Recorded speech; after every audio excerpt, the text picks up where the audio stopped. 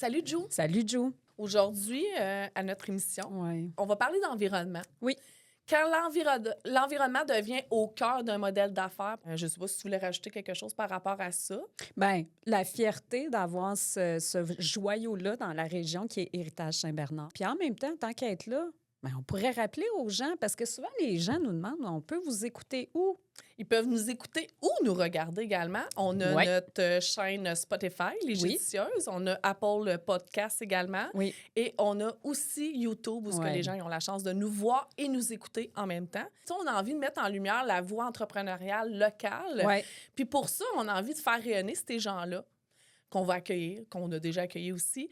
Donc, si vous avez envie de nous mettre un petit étoile, un petit 5 étoiles, on aimerait bien ça, un petit commentaire, des choses comme ça. Partager, on serait très heureux qu'on puisse faire rayonner pleinement ces gens-là qui nous partagent leur histoire. Puis qui font une différence dans notre communauté, on va le dire. Oui, totalement. Donc, c'est parti. C'est parti. Bonne écoute. Merci.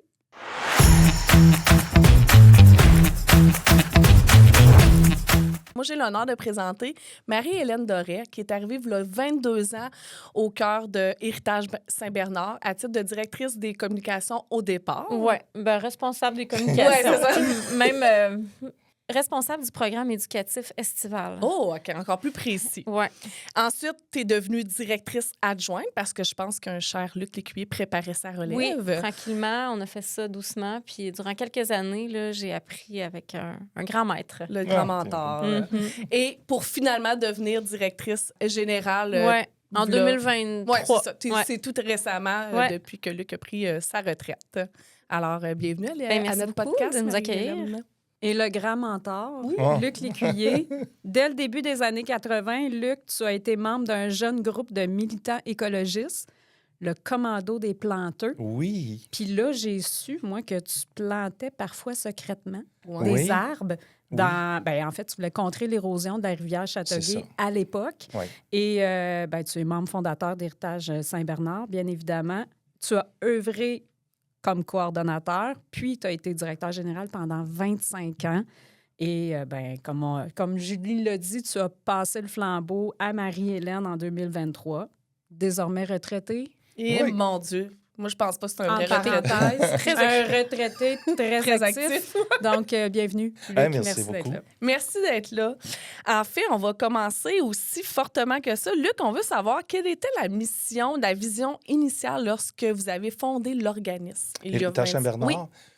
Protection et mise en valeur de l'île Saint-Bernard, c'était la mission à l'époque.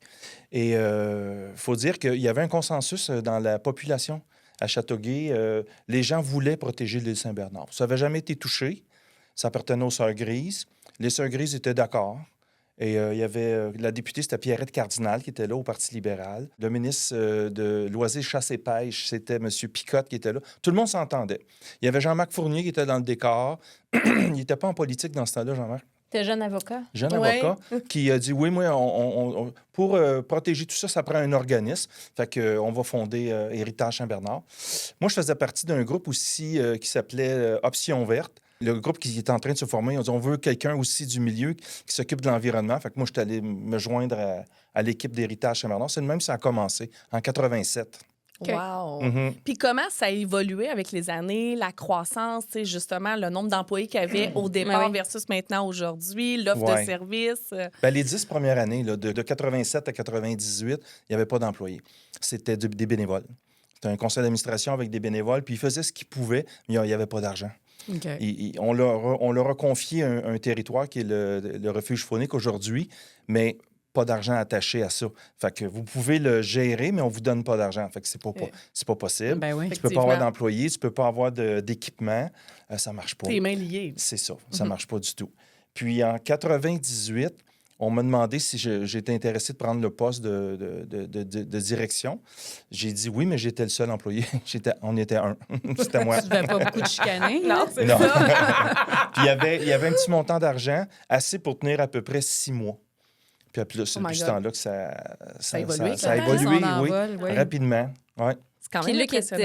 il y avait la vivacité d'esprit d'aller chercher des bailleurs de fonds, des partenaires et tout ça, puis ça a permis l'embauche l'acquisition de matériel, l'embauche de personnel, des stagiaires qui venaient l'été, que vous connaissez Dominique Gendron, Totalement. notre responsable à la protection et l'aménagement du territoire. Ça fait 25 ans qu'il est là. Puis, il est arrivé parce qu'il fallait qu'il fasse un stage. Lui, il étudiait en Au niveau de la faune. technicien de la faune. Là. Oui. Puis, je peux-tu faire un stage chez vous? Ben oui, viens-t'en. Puis finalement, il n'est jamais parti. Il n'est jamais parti, Non. hein, il est encore là Non, aujourd'hui. mais il est excellent, Dominique. Là, c'est probablement un des kings là, dans... La conservation au Québec. Ouais. Les gens l'appellent pour Il des est chez... raisons. Il C'est est une avec référence, nous. effectivement. On est C'est chanceux. C'est brillant, Dominique, puis il est très... accessible. Oui. Aussi. Il est passionné, on s'entend. Là. Donc, à l'époque, c'est combien d'entités que vous faisiez la gestion versus aujourd'hui? Puis combien on a parti d'un employé à combien maintenant Ouais. aujourd'hui que les gens le Ça a sachent grandi, concrètement? Mais ça le territoire, tu sais, au début, c'était l'île Saint-Bernard, c'était le parti refuge et c'était même pas la partie où il y a des bâtiments des Sœurs Grises. On n'avait OK. pas le droit d'aller là. Ah oui. On n'avait pas le droit, c'était interdit de rentrer sur l'île Saint-Bernard.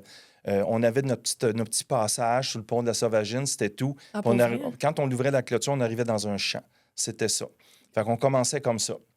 Puis, Nos bureaux étaient à l'école modèle, en arrière du Crépin Sport à OK. Châteauguay. Ah, pour vrai? Puis à un moment donné, on était 3-4 employés. Là, puis on en a des groupes et tout ça. Puis là, il fallait appeler les sœurs. Pour Bonjour, savoir ma si vous sœur. pouviez- Aujourd'hui, on aimerait ça aller sur l'île avec un groupe. Puis on en profitait pour montrer le moulin. Est-ce que ça serait correct? Oui, mes amis, venez-vous-en. Il n'y a pas de OK, problème. vous deviez Wow. demander la permission. Oui, oui. OK, je C'était comprends. c'était pas Ça a évident. évolué, hein? Mais Ouais. ça, Oui. Donc, combien d'employés aujourd'hui? Là, on est 60 employés. Wow! Ouais. De 1, qui était Luc, Ouais, à 60. exact. Avec Ouais. un noyau qui était présent au début des années 2000. Là, on est Nadine, qui était à la comptabilité, Dominique et moi, qui était avec Luc au tout début, les premiers balbutiements là, où les services commençaient à se déployer et tout. Puis maintenant, on s'occupe encore du refuge faunique. Puis la portion Tertre, là, qui est devenue municipale quand les Sœurs Grises ont vendu, la ville de Châteauguay a acheté ça. Puis ils nous ont demandé de s'en occuper aussi. Fait que tout le parc extérieur du Tertre de l'île, fait que le parc, les arbres, le cimetière, le verger, la sécurité sur le site, l'information touristique, c'est nous aussi qui s'en occupons. toutes vous autres qui faites Ouais, la gestion Puis de ça. on s'occupe aussi de la maintenance des bâtiments. OK. Comme la coquille des bâtiments, la mécanique. Mais il y a d'autres partenaires là, qui sont sur l'île pour opérer les services comme Vous aider. l'hôtel et tout ça, c'est Ouais. Compagnon. Ouais. Il y a le centre multifonctionnel Horizon aussi qui Qui, ouvre là, ouais, éminemment. qui vient d'être inauguré. Ouais, c'est ça. Fait que là, on est plusieurs partenaires qui faisons vivre le site. On s'occupe aussi du centre écologique Fernand-Séguin. Au début des années 2000, là, à peu près, la ville nous a aussi confié Cette le mandat de gestion-là. s'en occuper. Le parc existait, puis c'était eux qui s'en occupaient. Puis ben, on était spécialistes là, en milieu naturel, fait qu'ils nous ont dit de s'en Qui occuper. de mieux qu'Héritage Saint-Bernard? Ben peut oui, faire. fait qu'on était contents. Fait que ça nous fait 2 sites quand même importants dans la région.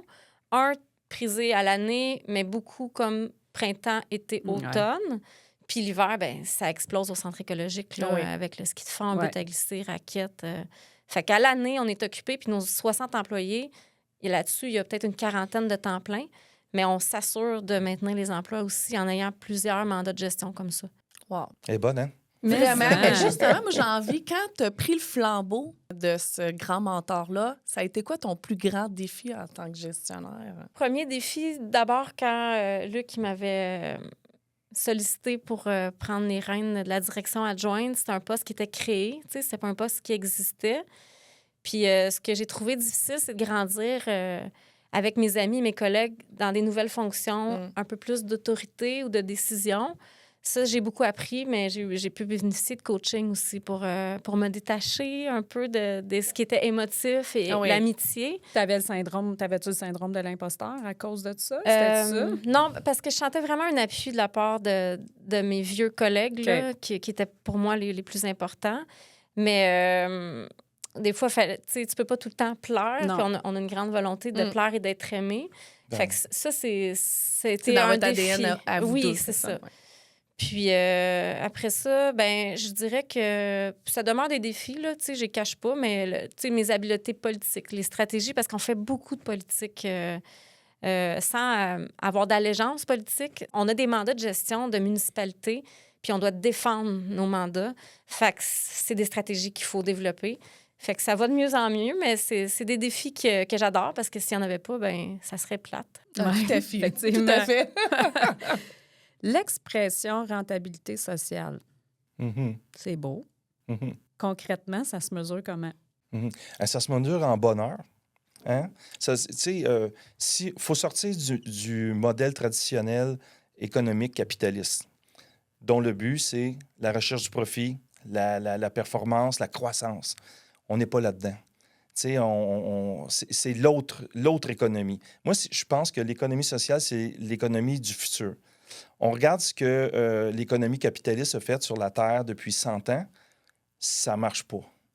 Tu sais, ça ne peut pas marcher. Ça marche, puis à un moment donné, ça s'écroule. Tu as vu avec la pandémie, la crise qu'on a là. Puis regarde maintenant les logements. Bon, tout a tombé. Les logements, les feux de forêt. Regarde juste l'eau du lac Saint-Louis, il n'y en a plus. Tu sais, je veux dire, c'est comme tout tombe La présentement pression avec... sur, À chaque fois qu'on parle de capitalisme, le milieu naturel devient quelque chose qu'on peut monnayer. On coupe les arbres, on vend les arbres. Là, on est poigné plus d'arbres. Là, les gaz à effet de serre embarquent. Ça ne marche pas. C'est un modèle qui ne marche pas. Il faut maintenant regarder qu'est-ce que l'humain a besoin. C'est dans l'économie sociale, tu vas le trouver, parce que l'objectif de l'économie sociale, c'est d'abord le service à l'humain ou la protection d'un milieu naturel. Tu sais, on va protéger l'air, le sol puis l'eau, ce qui nous permet de vivre. À la base, tu ne touches pas à ça. Tu sais, tu protèges ça, tu vis avec ça. Tu n'es pas à part de ça, tu es avec ça. Fait que c'est ça qui... Quand je te dis que c'est le bonheur, bien, c'est des choses qui ne se calculent pas comme on calcule une ligne comptable dans un livre, tu sais. Comme s'occuper des personnes handicapées, s'occuper de toutes les OSBL qui s'occupent du bien-être des gens. Comment... C'est où tu coches au niveau de la comptabilité? Ça ne marche pas. Un poste de police, une école, un hôpital, il n'y a pas une rentabilité économique au bout de ça. C'est des desservices. On a besoin de ça, mais l'économie sociale amène ça. Tu sais qu'il y a 250 000 personnes qui travaillent en économie sociale au Québec. Et on parle de milliards là, d'investis dans ces choses-là. Et c'est souvent, les grandes entreprises comme Hydro-Québec, maintenant, font appel à l'économie sociale parce qu'il fait partie de leurs valeurs puis de leur culture maintenant, de faire appel à ces gens-là parce que ça va avec les valeurs, mettons, de l'entreprise, d'être correct dans ce que tu fais, puis d'être correct avec tes employés aussi, puis du service que tu offres. Fait que Hydro-Québec fait beaucoup appel aux entreprises d'économie sociale. Oui, c'est un modèle qui devient de plus en plus Mais c'est rassurant important. d'entendre ça. Mm-hmm. Mais on parle d'argent, justement. Oui. Comment réussissez-vous à équilibrer les impératifs financiers avec les valeurs environnementales? Parce que ça n'en prend du cash quand même pour, au final, pour Bien, c'est sûr opérer. faut quand même avoir une efficacité financière Exact. dans une entreprise comme la nôtre. On est une entreprise, mais d'économie sociale. Fait que les revenus qu'on génère, après une année, on les remet dans nos services, d'abord dans nos êtres humains, dans nos services, puis après ça, on pousse pour qu'il y ait du bonheur dans la population, mais jamais au détriment des milieux naturels, de la nature qui nous est essentielle. Ça reste toujours au cœur. On marche à notre façon comme une petite business. Fait que nous, par exemple, on a 4 gros départements dans notre équipe. Il y a le Café de l'Île, il y a l'éducation, il y a notre conservation des milieux naturels, puis on a tout ce qui est événementiel, recherche de dons, subventions. Fait que ces 4 petites business-là, on s'assure qu'il y ait une rentabilité pour être sûr que ça se maintienne, que ça soit périn. Nous, on a 60 employés, 40 à temps plein, on a des temps partiels, des étudiants et tout ça, mais on veut qu'ils reviennent l'année prochaine. Fait qu'il faut que ça soit rentable, il faut que ça soit efficace, notre façon de gérer, pour pouvoir maintenir des emplois. Puis ma priorité quand je rentre travailler, c'est que nos équipes soient heureuses, soient bien. Ça n'arrive pas, là. Il n'y a pas 100% des gens qui sont toujours heureux, là. Mais je pense qu'on a quand même un indice de bonheur assez grand dans notre équipe parce que d'abord, c'est comment ça va, toi, es-tu bien? Non, j'aime pas ça. OK, on va essayer de voir s'il y a des compromis. On essaie d'être au service de nos employés.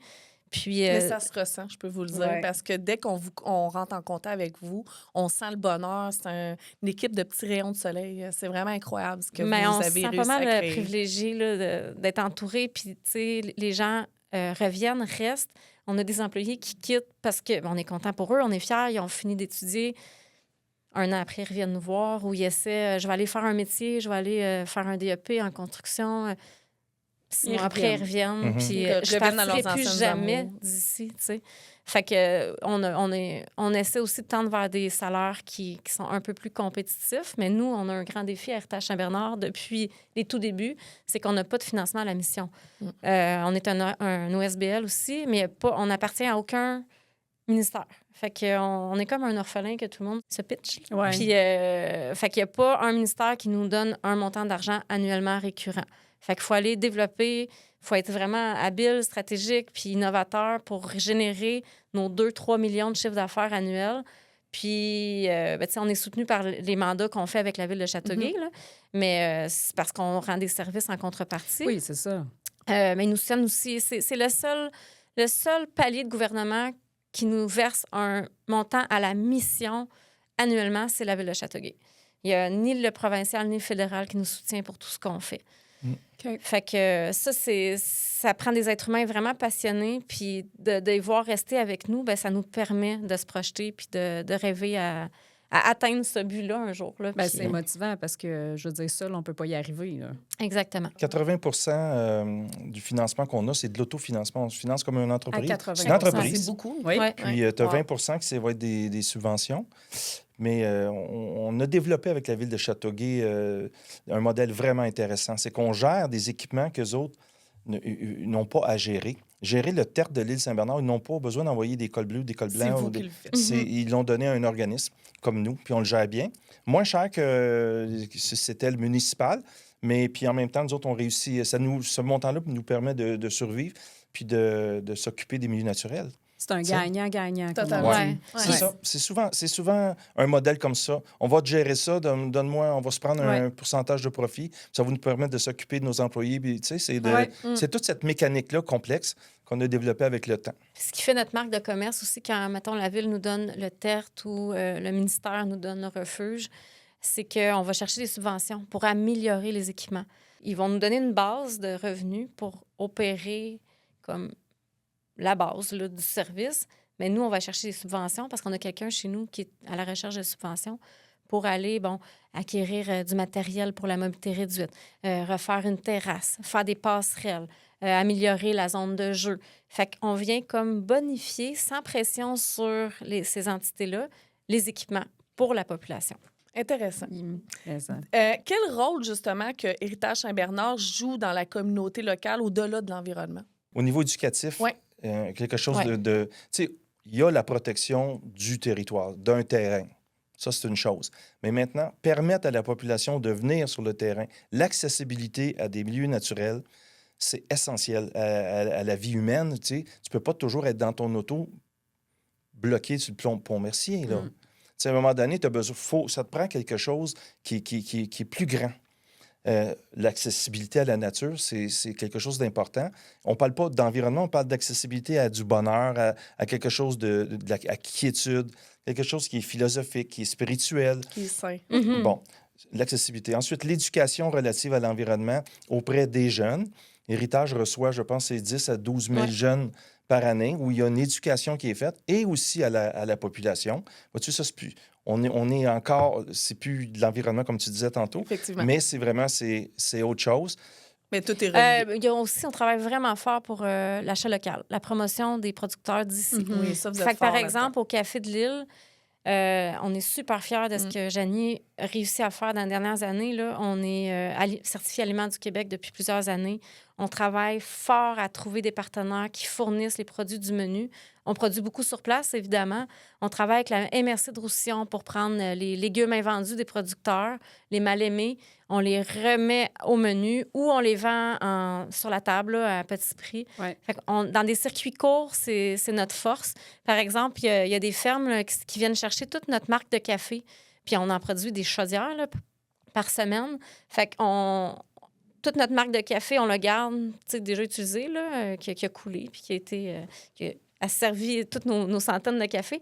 Ils viennent chercher les chaudières, ils mettent ça dans leur jardin, ça sert à la fertilisation de leurs plantes, de leurs légumes. Puis, on fait pas de déchets en plus, ça, c'est merveilleux. Ouais. Pas de compost, pas de levée, on évite des gaz à effet de serre. Fait que c'est un super beau partenariat. Fait que c'est une des forces de notre équipe au café, c'est de développer des liens comme ça avec la communauté le plus proche possible. Puis c'est devenu un créneau fort chez nous, puis on est reconnu pour ça. Totalement. Fait que les citoyens apprécient beaucoup ça, de venir découvrir dans nos vendredis découvertes, par exemple, qu'on a lancé cet été, des producteurs de vin d'ici, de gin d'ici, de bière d'ici. Fait qu'ils viennent échanger avec les producteurs sur place. Fait que c'est ce qu'on fait dans la communauté. Je pense qu'on on amène de la simplicité, on montre que des produits d'ici sont bons, puis que ça a un impact positif aussi pour l'environnement, puis pour le côté social, puis l'économie de la région. Puis Marie aussi, tout le volet plein air. Oui. Tu sais, ski de fond, raquettes, marche en nature, tu sais, c'est quelque chose qui est fort, là. Oui, tu sais, comme là, dans les dernières années, on s'est beaucoup lié avec des organisations sportives locales pour créer des événements en milieu naturel. Fait qu'on s'aide, ça fait moins de pression sur chacune des organisations pour faire des événements où il y a des centaines de personnes qui viennent profiter, échanger, avoir du bonheur et tout. Fait que ça, c'est une des forces aussi qu'on a de s'allier à des gens, des spécialistes pour faire des beaux événements. Service de loisirs. Un peu, oui. Pensez-vous que les citoyens vous perçoivent plus comme un organisme ou comme une entreprise? Moi, je pense qu'ils nous voient plus comme un organisme. Oui, peut-être, oui. Tu sais. Puis, tu sais, le terme entreprise d'économie sociale, il y a 10 ans, on n'en parlait pas. C'est vrai. Tu sais. Puis, les gens qui s'occupent de ça aujourd'hui, un jour, nous ont dit « Vous êtes une entreprise d'économie sociale. » Ah bon? Ah oui? On ne savait pas. Là. On est ça, nous autres. Vous faites partie du moteur économique de la vrai. région. Ben vous oui, générez des revenus. Vous créez des emplois. Mettre en valeur les produits de votre région. Exactement. Puis quand les gens viennent vous visiter pour faire de l'ornithologie, ben, ils sont arrêtés au dépanneur, au resto, sont allés gazer. Ça crée aussi de l'activité économique dans la région. Puis on se rend compte que le tourisme prend une place vraiment importante aussi là, en Montérégie. Là. Mais Julie, il y a une dizaine d'années, il y a eu une étude de l'Université de la chaire d'études en économie. Ou en tourisme. En tourisme. Ouais. Puis les retombées économiques étaient à 4,5 millions, création de 138 emplois à temps plein par notre activité. Wow! Fait qu'aujourd'hui, ben, tu peux dire que tu es rendu à 5,5, 6 millions. Oui, facilement. Ben, c'était justement ma prochaine question. Quel impact concret vous pouvez observer par le biais de vos actions que vous faites? C'est cette dernière étude-là. Ça, c'était mesuré. C'est mesurable. Ça, c'est mesuré. Mesurable. Puis tu vas voir tous ceux qui vendent des maisons, là, ils disent toujours près du refuge faunique Marguerite-Diouville. C'est comme... De plus en plus. Puis il y a des gens qui ont déménagé à Châteauguay parce qu'ils ont accès. Ça, ils nous le disent. On s'est emmené à Châteauguay parce qu'il y a des milieux naturels accessibles. Il y a même un partenaire important dans le parc industriel de Châteauguay qui a décidé d'agrandir son usine parce qu'il savait qu'il allait offrir un milieu de qualité à Châteauguay pour ses employés en ayant l'île Saint-Bernard et le centre écologique et peut-être le corridor vert bientôt, dans quelques années, pour que son personnel, que ses familles qui viennent s'établir pour travailler chez lui puissent bénéficier de ça. Ce témoignage, j'avais eu 2 ans. Ben oui. Mais il nous disait, quand tu as une grosse entreprise de 500-600 employés, là, c'est quoi la plus-value de venir travailler pour moi? Pour être attractif, l'hôpital. OK. Bon, y a-t-il un cégep? Non, c'est pas d'université. OK, il y a un hôpital. Y a une bibliothèque? Oui, tout le monde a une bibliothèque, il y a un service des loisirs. Mais à part ça, ben, on a une rivière, on a un lac, on a un refuge faunique. Oups, on a quelque chose que les autres n'ont pas. Totalement. Et puis là, ça devient attirant. Le chirurgien qui s'en vient à la berge, là, on dit les fins de semaine, je peux-tu m'évader dans la forêt? Ski de fond. Je peux-tu aller manger mon lunch? Je peux-tu aller faire du ski de fond? C'est un plus. Le conseil d'administration d'hôpital nous le disait. Les grandes entreprises nous le disaient dans le parc industriel. C'est un plus. CMP, par exemple, qui est immense, qui est une très, très bonne compagnie. Tout à fait. Gérée par du monde vraiment humain, là. Monsieur Zimmermann qui a parti ça, Hans, le papa, qui est décédé aujourd'hui, lui était venu nous voir, puis incognito m'avait dit « J'aime ça venir ici, je vais faire des balades en ponton, je suis avec ma femme, je peux-tu te donner de l'argent? » J'ai dit « Oui. » Bien, j'ai une entreprise, moi, dans le parc industriel, puis je vais te donner de l'argent pour te soutenir. Puis je vais t'en donner à toutes les années. Puis il a fait ça. Puis son fils continue à faire ça aujourd'hui. Oui, ils sont très présents. Ils sont très présents. Ouais. On a signé l'année passée une entente de 10 ans. C'est 250 000 sur 10 ans qu'ils vont nous verser. Fait que, pour lui, c'est important. Puis d'avoir ça dans la communauté, c'est des gens qui prennent soin de leur communauté. Puis, tu vois, il y a une importance. Tu sais, des fois, c'est dur à chiffrer, c'est dur à mesurer, tout ça. Mais ça, c'est assez concret. Oui, c'est concret. Vraiment intéressant. Les projets porteurs à venir à Héritage Saint-Bernard? Ça, je vais le laisser à Marie. Nous, notre projet, dans notre cœur, c'est la protection à perpétuité du corridor vert Châteauguay-Léry. C'est notre rêve. C'est un rêve que Luc caressait déjà au début des années 2000. D'unir le refuge faunique au centre écologique, là, c'est peut-être difficile à voir dans nos têtes, mais à vol d'oiseau, c'est un grand corridor forestier qui unit les deux sites. Il est protégé, il est très riche. Fait que le gouvernement a fait en sorte qu'il y ait des règlements Ouais. qui interdisent de couper les arbres. Fait que maintenant, notre travail qu'on fait avec la communauté métropolitaine de Montréal, la CMM, avec les villes, ben on a identifié, il y a des centaines de petits lots, parce que ça avait été loti, tout ça avant. Fait qu'il y a plusieurs dizaines de propriétaires, certains de gros lots, de petits lots. Puis on s'est divisé le territoire, puis là, on essaie d'avancer pour que, tranquillement, pas vite, les terrains ensemble puissent se réunir. Puis ça va vraiment bien dans les dernières années parce que la réglementation, elle a été vraiment plus sévère dans les dernières années parce qu'on se rendait compte qu'on était en train de perdre tous nos milieux naturels. Fait que, puis il y a des objectifs de protéger 30 du couvert forestier d'ici 2030. Fait que là, ben, les MRC, la CMM, le gouvernement du Québec ont investi plusieurs millions de dollars, le gouvernement fédéral aussi. Fait que ben, ça nous donne un peu plus d'outils là, pour rendre ce rêve-là tangible. Beaucoup pour la biodiversité, mais beaucoup pour les êtres humains aussi, pour qu'ils puissent profiter de milieux naturels parce que ça fait du bien physiquement, mais ça fait du bien à l'âme. Oui, mentalement aussi. Vraiment. La croissance, est-ce que ça pose un risque à votre mission? Oui. Puis comment qu'on garde le cap? En rétroaction, quand la ville de Châteauguay avait acheté le tertre de l'île, l'administration municipale, elle nous avait confié le rôle de s'occuper de l'hôtel aussi. Ouais. Parce que, tu sais, bon, ben, vous êtes déjà sur l'île, Héritage Saint-Bernard, vous êtes bien présent, vous connaissez ça. Voulez-vous prendre l'hôtel? Ben oui, il y avait des clients. Les sœurs abandonnaient le projet. Mais là, il y avait des clients qui il y avait avaient déjà signé, comme une certaine... Tu sais, c'était pas... il n'y avait pas beaucoup de dit, marketing autour de l'hôtel Manon-Duville. C'était beaucoup des retraites religieuses, des retraites silencieuses et tout. Mais il y avait quand même... Mais il y avait un potentiel immense, tu sais. Mais je me rappelle, au début, quand j'ai été visiter ça, c'est vous autres qui le gériez. Oui, c'était gros. Là, on a plus que 60 employés.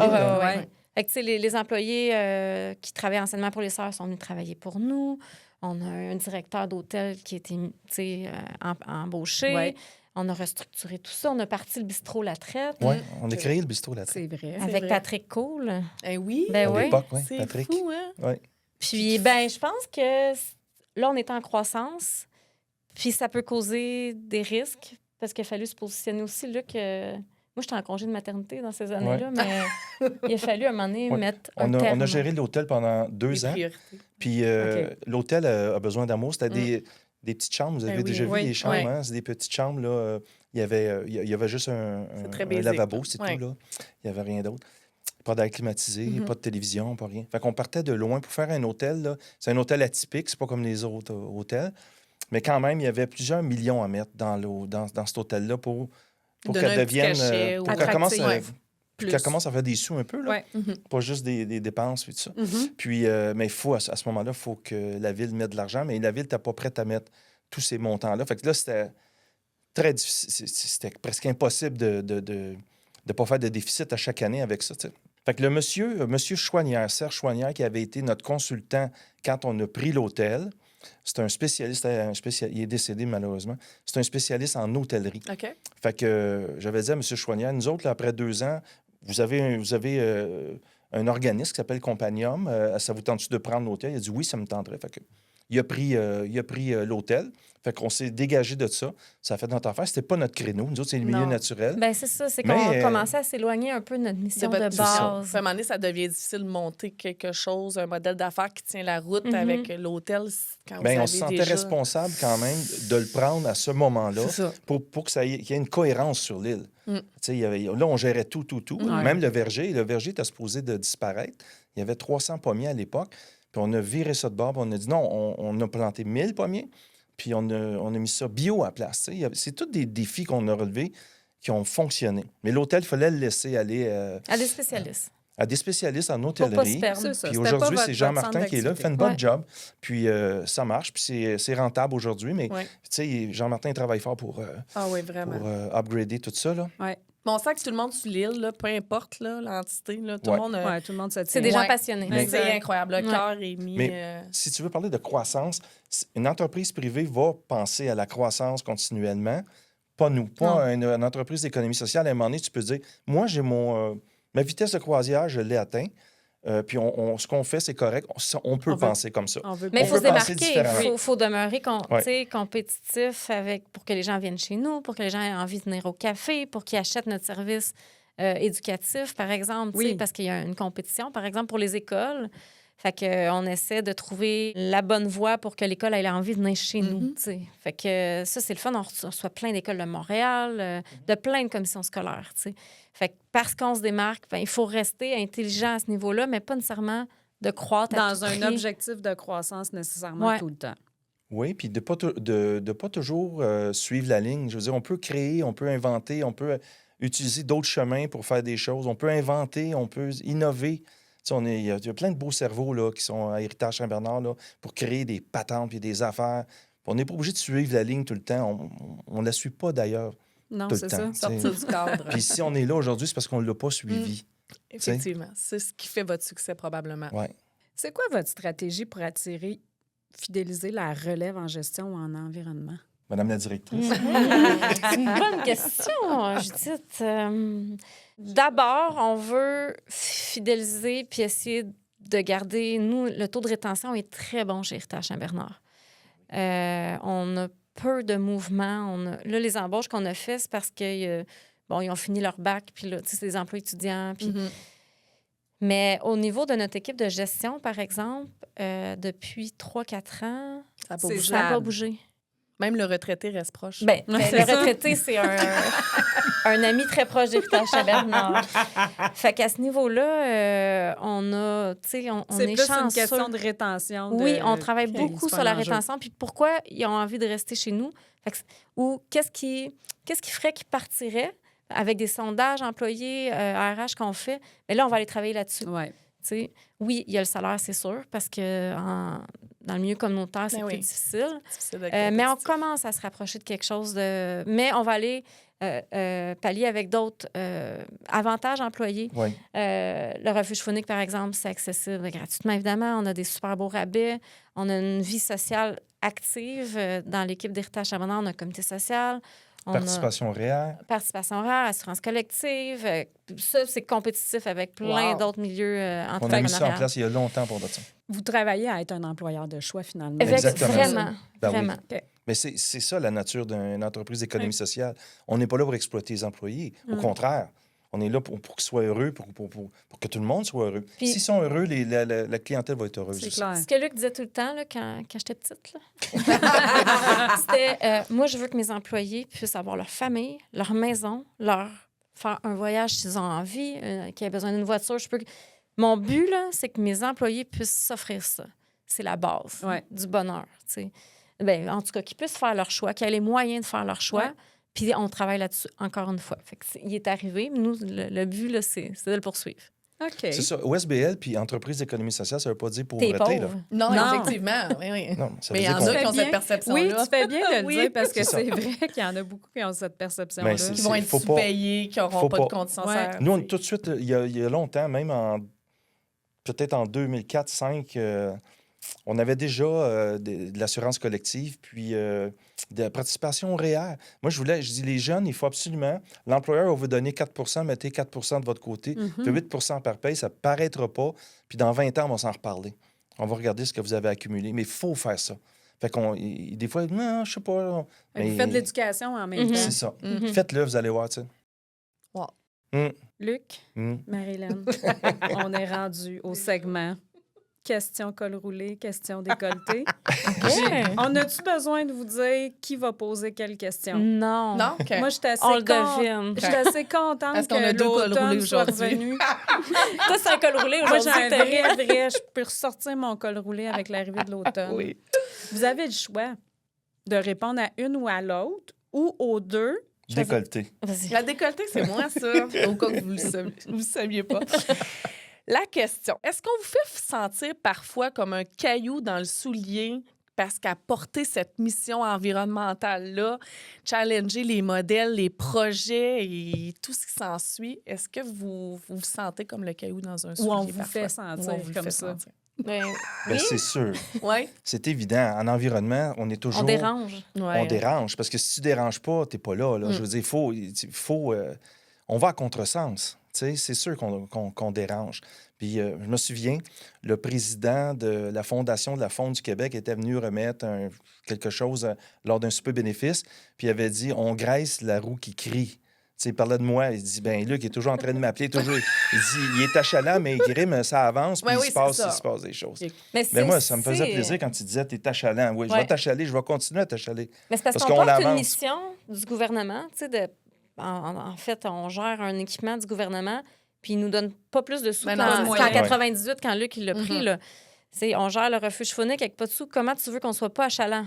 Fait que on gère ton équipement, on contrôle les niveaux d'eau, on est la pouponnière de poissons du lac Saint-Louis, puis tu nous garantis aucune somme par année. Fait qu'on va t'achaler, là. On va aller chercher tout ce que tu peux nous donner, même si c'est juste 2 000 cette année. On va aller le chercher. Fait qu'on est fatigant. Mais tu sais, Julie, tout est dans le ton. Hein, je veux dire, tout à on est fait. fatigant, mais gentil. Fait que, tu sais, on n'est pas là pour blaster non plus. On fait toujours attention à nos partenaires. En tout cas, on a toujours fait attention. Puis quand on a quelque chose à se dire, on peut le dire dans le bureau. Tout on se n'est pas dit. obligé de tout casser, là. Ah non, Mais, non, on va jamais dans l'attaque ou... Ben, vous n'êtes pas de ce type Non. de personne-là, mais tu sais, Non. tout se dit, tout est dans la façon Nous, de on va le toujours dire. travailler avec tous ceux qui ont envie de travailler avec nous. Puis, on a des belles rencontres présentement pour le Cœur d'Envers, avec la mairesse de Mercier, pour travailler un milieu le boisé dans un grand jardin. Fait qu'on travaille avec tout le monde, même s'il y a beaucoup d'obstacles. Là. Ça coûte cher protéger la nature, les petits morceaux qui restent. Mais on est facilitateur. On veut trouver des solutions. Fait qu'on essaie de plus être le caillou, mais de faciliter, d'ouvrir la fenêtre après.